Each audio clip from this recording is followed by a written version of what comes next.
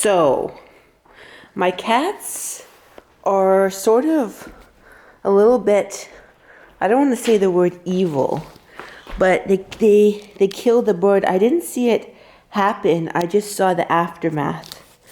I heard a commotion. I came out here and they have a bird. They have a dead bird.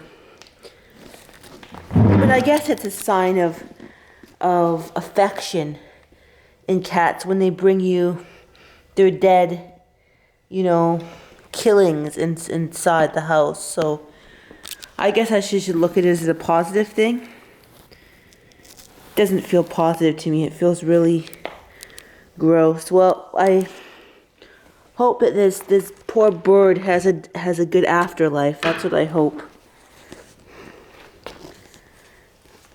Enki. That's what cats do. They're cuddly predators is what they are. Oh no. Alright, over and out. Adopt a pet. It's a lot funner than this. Dead animals is only one part of cat ownership. Alright, over and out.